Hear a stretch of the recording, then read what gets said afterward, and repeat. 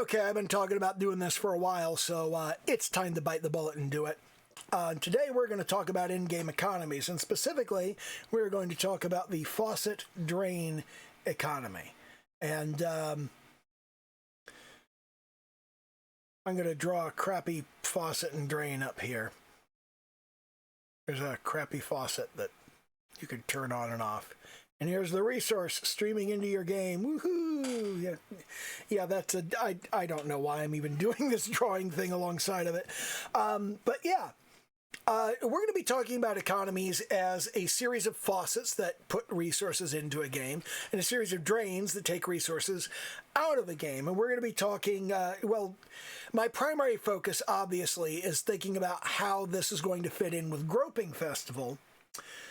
But I also have to think about, there are a lot of lessons in how that's done that come out of other games. And I'm going to be talking a little bit about Grand Theft Auto Online, because that's what I'm playing lately. I'm going to talk a little bit about Minecraft, because I play the fuck out of that.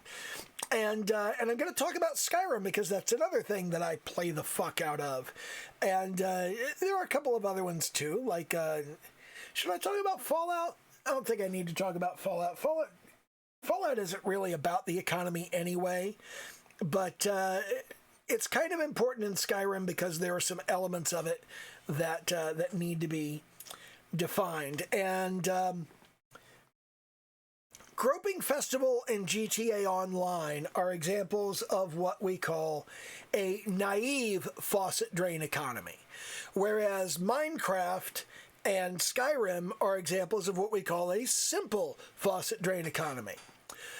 There do exist sophisticated faucet drain economies, but I don't want to get into them. I'll tell you what they are, but I'm not going to get into which games have them and which games don't, because that's a source of contention with a lot of people, and I don't want to start a bunch of fucking ridiculous arguments. So, the naive faucet drain economy is one where the resource gets into the faucet by magic. It's just manufactured, okay? The faucet will always put out the same amount of the resource. You could run it forever. You could run the faucet infinitely. It will never run out of the resource. The resource is eternal. Similarly, when you chuck the resource down the drain, the resource doesn't go anywhere. It just disappears. It's gone. There's no effort whatsoever put toward pretending that the resource went somewhere. Now, in Skyrim and in Minecraft, there is some effort made to simulate the scarcity of resources. Specifically, when you go and you try to buy something from a merchant in Skyrim, then after you buy a certain amount of stuff from that merchant, he's out of stuff. He's got nothing left to buy. If you try to sell him stuff, he's only got so much money. Once you sell him all of the stuff that he can afford to buy, he's got no money left. You're fucked. You're done with that merchant. You got to go to a different merchant, unless you're going to buy your own stuff back, and that's stupid. And the same thing happens with merchants same thing happens with your various merchants and vendors in Minecraft. You can only sell so much stuff to the merchant. You can only buy so much stuff from the merchant. The villagers have this scarcity built into them. And there's a simulation of the resource coming back in when they go to their workstation and they refresh their trades. But they can only do that twice a day. This isn't an actual simulation of the resource cycling through. They don't model accurately where your money goes and where the stuff you sell goes. The stuff you sell still fundamentally just gets deleted after a certain amount of time. The money that you spend just gets deleted after a while. And the money that merchants have and the objects that merchants have to sell, it is manufactured out of nothing. But it pretends that certain resources are scarce. It's still just manufacturing them out of nothing, but it pretends. And then you have games that actually make a reasonable attempt to account for all of the resources and where they go and how they move from one place to another.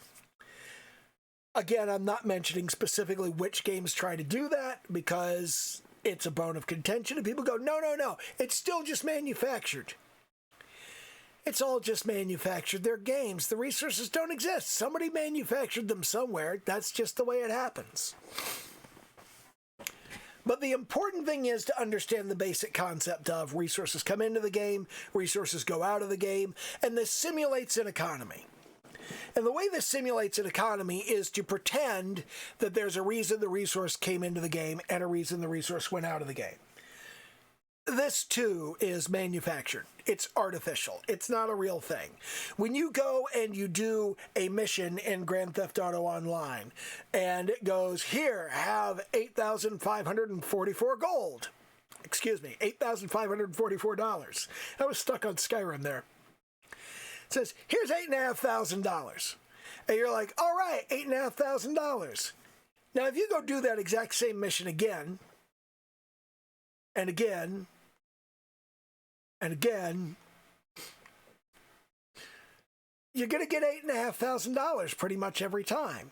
Now, GTA has done some stuff in the past where you do a mission once, you get $8,500. If you go and you do it again the same day, then you get like half that or something. It reduces the amount of money you make for it. I don't really do the same mission over and over again in GTA, so I don't know for sure how that works. They have a time-based thing where the amount of time you spend doing the mission relates to how much money you get from it. I've only been playing GTA for a month. I don't know every last little thing about it.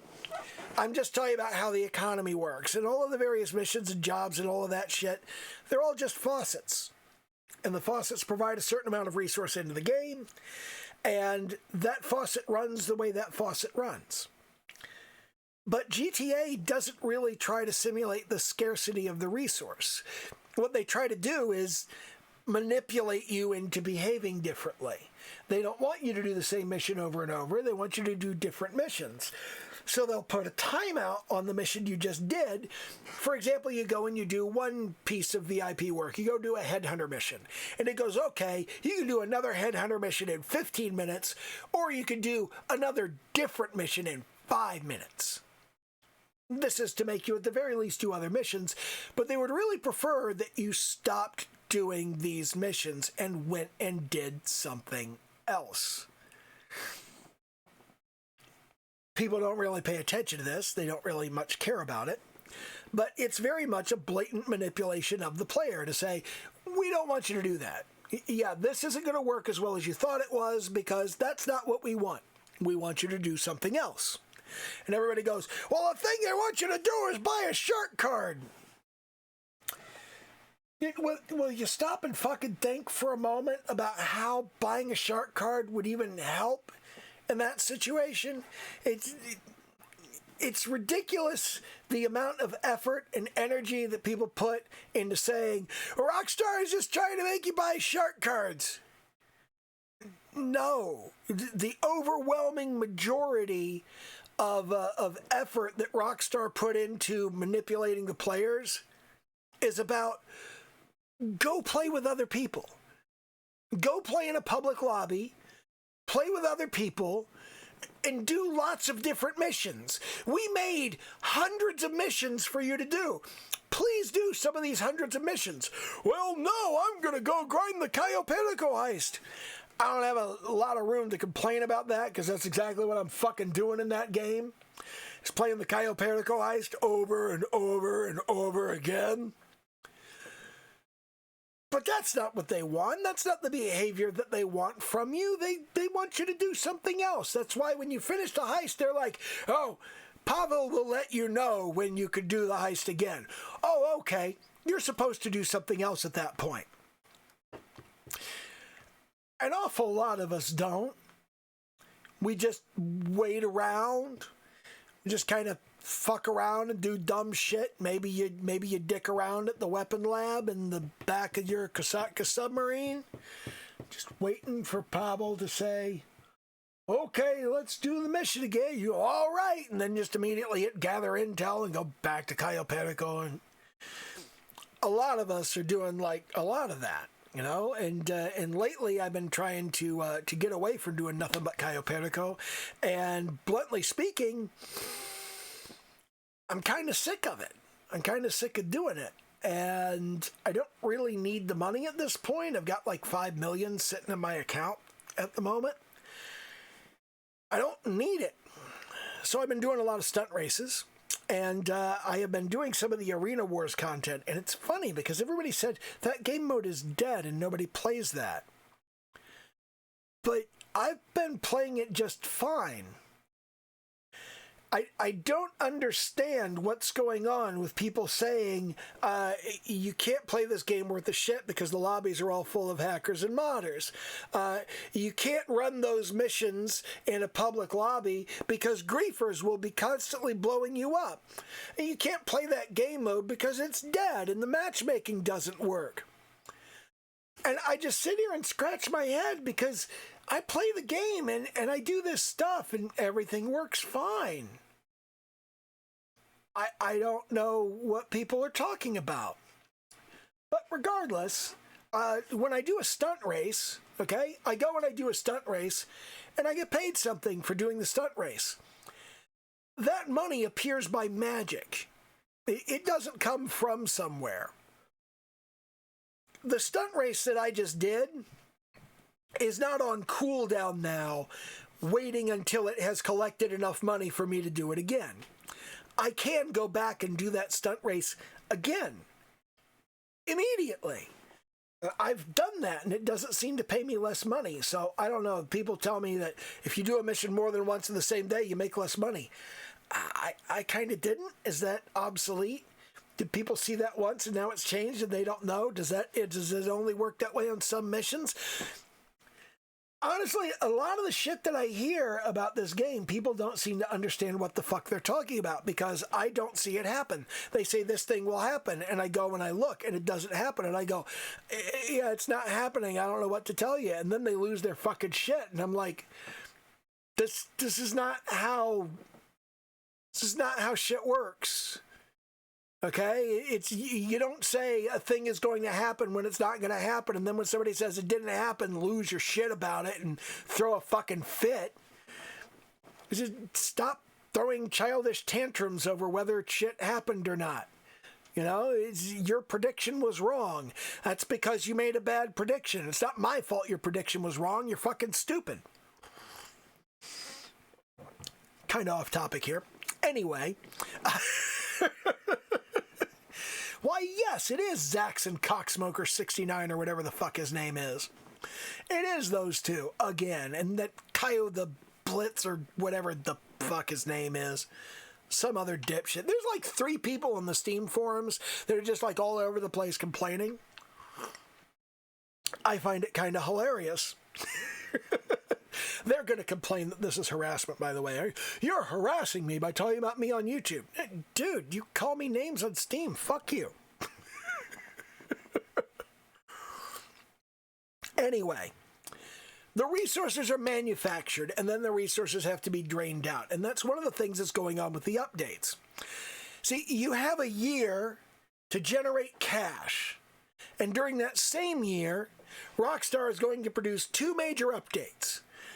And those 2 major updates exist for one major purpose, and that major purpose is to drain the cash you have made all year and inspire you to go make more cash. That's what they're for. And there also are typically a bunch of new missions and a bunch of new things that you can do and a bunch of new jobs and a bunch of new ways that you can earn money. And when those things come out, surprise, sir-fucking-prise, you can now earn more money in a year. We just got, in 2020, we got $60 million worth of shit in updates on the heels of the Diamond Casino heist. And the Diamond Casino heist offers you like $2.8 million when you complete it. And that has to be split between at least 2 people. But that's like almost $1.5 million each. And then in 2020, we got more expensive shit in updates than ever before. We also got a soloable heist in Cayo Perico, which gets you about $1.5 million by yourself, and you don't need a team, and you don't need to split anything, and you don't need to share anything. So what we have is a $1.5 million faucet. And we need a drain that suits that $1.5 million faucet. Now, last year, what we got was a $60 million drain. And what we've got coming up this year, there's going to be something around probably mid to late December. There's going to be an update, and I'm expecting it to be somewhat in excess of 60 million, potentially like 90 million. I don't know. Do I want to go out on a limb and say that? Let's go ahead and say 90 million.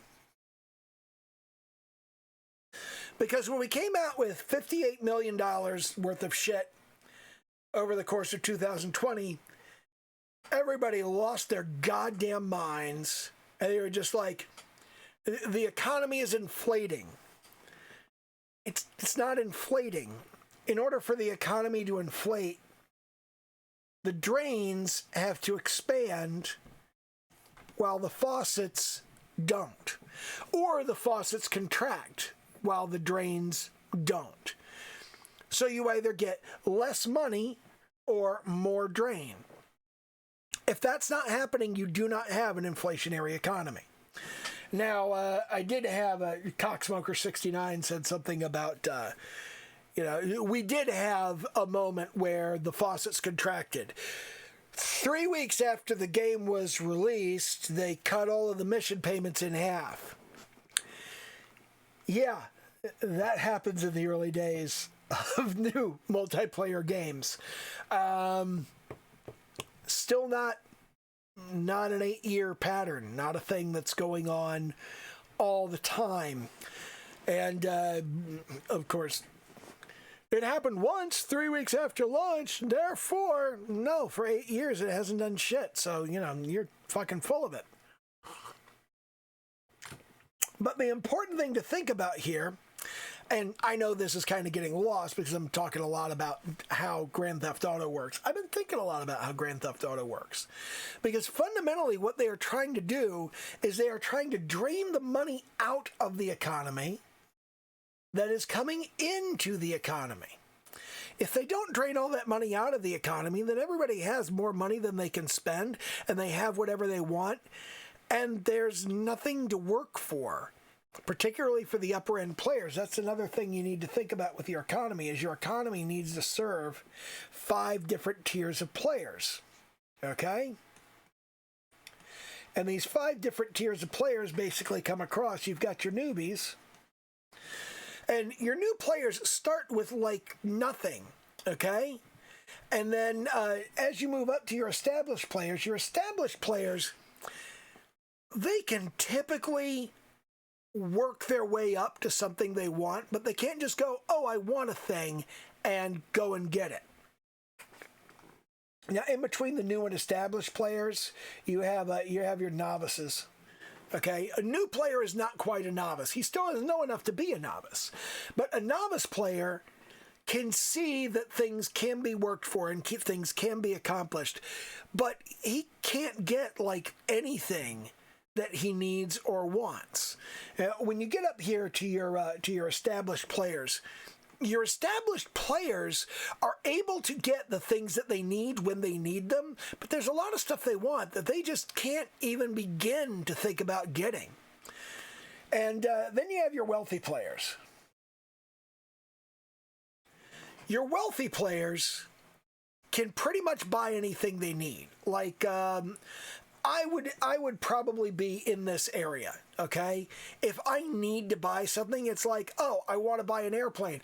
Oh, no, I have to buy a hangar. Well, I have the cash just sitting around to buy a hangar, okay? I can buy the hangar, I can buy the airplane, and I can get some of the things that I want, and I can get all of the things that I need, and whenever I need something, chances are I can afford it. But I'm not rich. Being rich is a whole different thing. Being rich is like, I don't even have to think about it. Oh, new shit came out. I want it. I have the money. I'll buy it. I'm not there yet. Some people are. Some people totally like have all of the money that they want.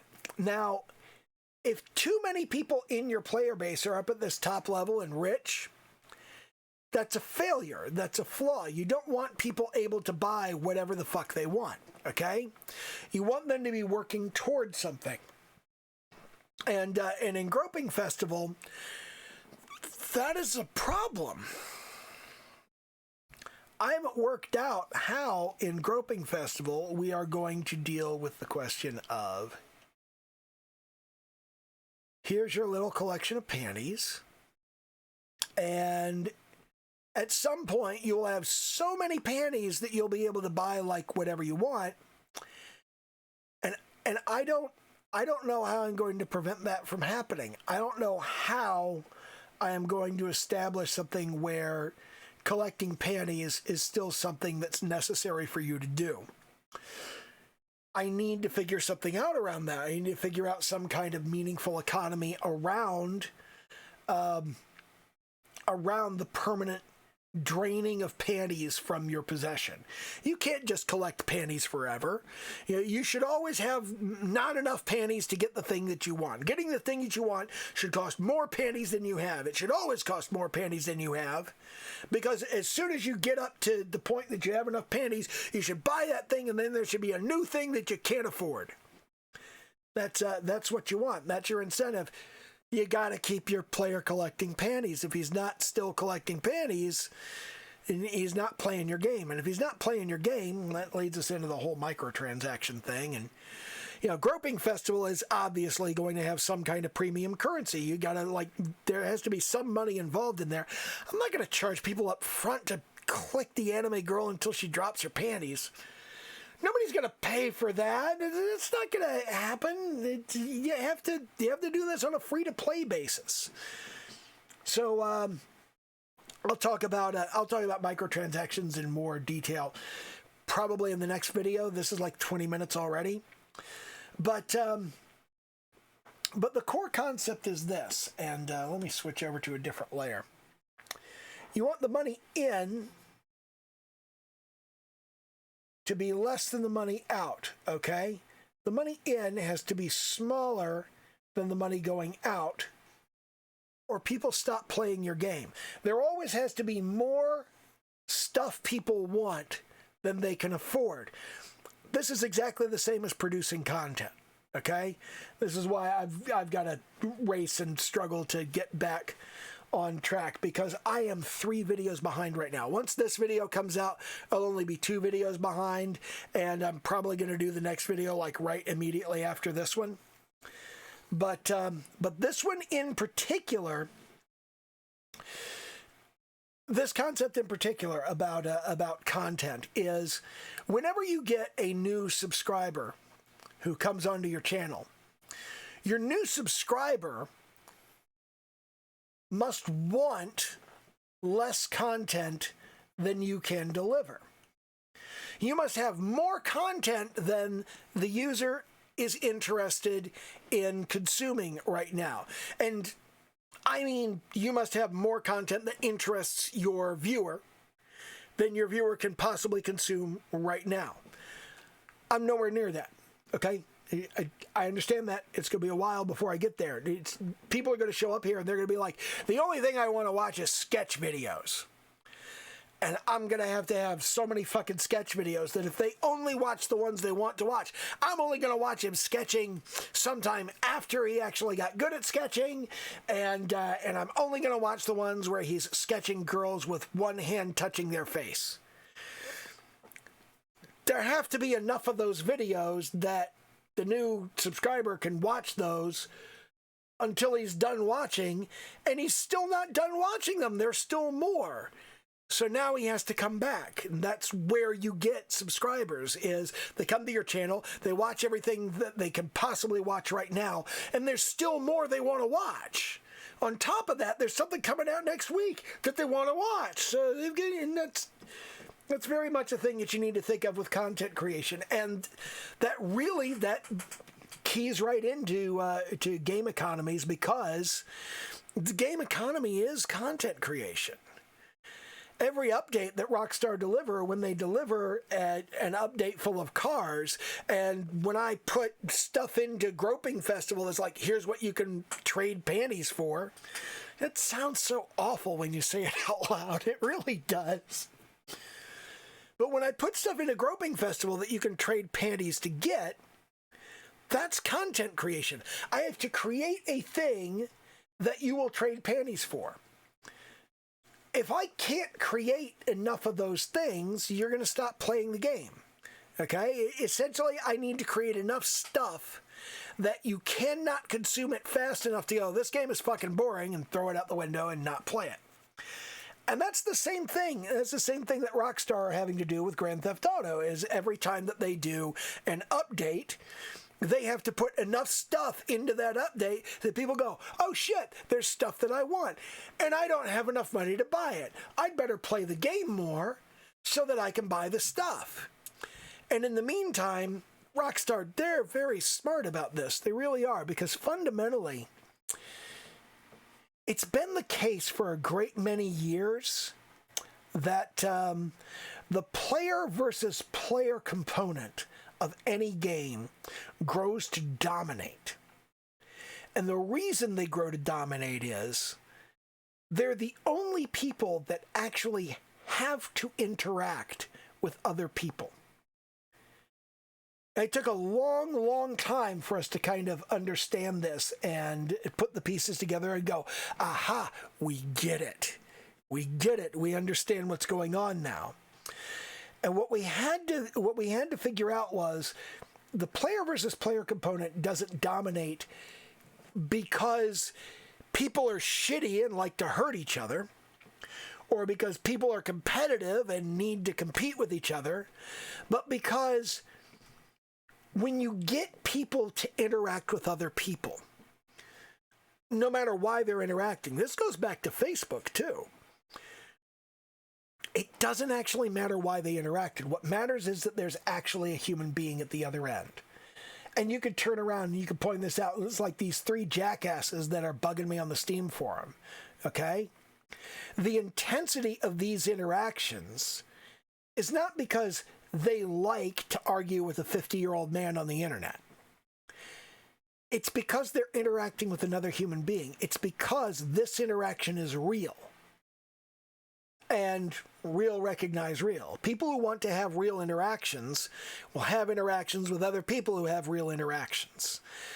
But you don't know what real is until you see it.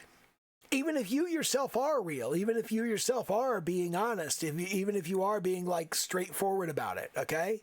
There's one thing that I could say about these three people, okay? They may lie, they may be wrong, they may be frequently full of shit, but they care about what they're saying. It matters to them. They can say they don't care all they want. They can say they don't want to have the conversation all they want, but it matters. It makes a difference to them.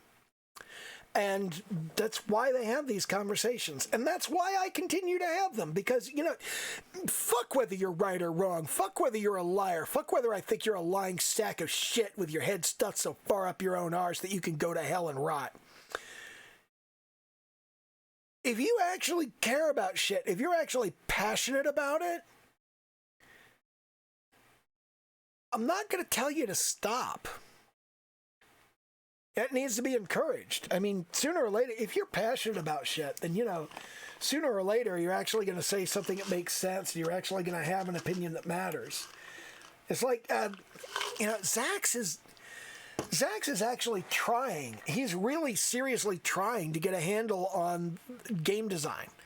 He's really trying to understand it. But at the moment, every time there's something about the game design that he doesn't like, he thinks it's a flaw. And he doesn't want to have a conversation with anybody who doesn't agree that it's a flaw. It's not a flaw.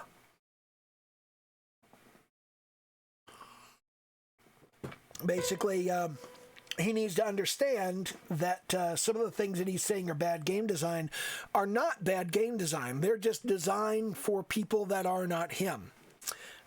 I'll talk about that in a little more detail. If you're wondering what I just took, it's just zinc magnesium aspartate.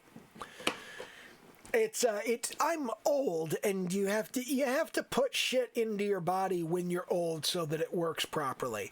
It used to be my body was fine. I didn't have to put zinc and magnesium into it, but now I'm in my 50s. I got to spend more time working out, and I got to spend more time. I'm going to spend more time worrying about what I eat, and I'm going to spend more time taking pills and thinking about shit. That's part and parcel of being old. But anyway, these next few videos are going to be largely incoherent. They're just me kind of rambling about shit that I'm thinking, and it's largely just like crap that occurs to me as I'm playing GTA Online and talking to arseholes in the GTA forums. But regardless, we're going to move on from this, and I'm going to stop this video. And I'm going to move on to, in the next video, we're going to talk a little bit about how microtransactions play into this. Because it's important. And I need to talk about that. So I'm going to stop this recording. Do the YouTube thingies, like, comment, subscribe, all of that shit. And unless you're one of the 3 buttholes that are arguing with me on Steam, stay the fuck off my YouTube channel. I don't fucking need you harassing me here, okay? I mean, it's just, harass me on Steam all you fucking want to, but stay off the fucking YouTube channel, We don't need to spread it across 2 different services.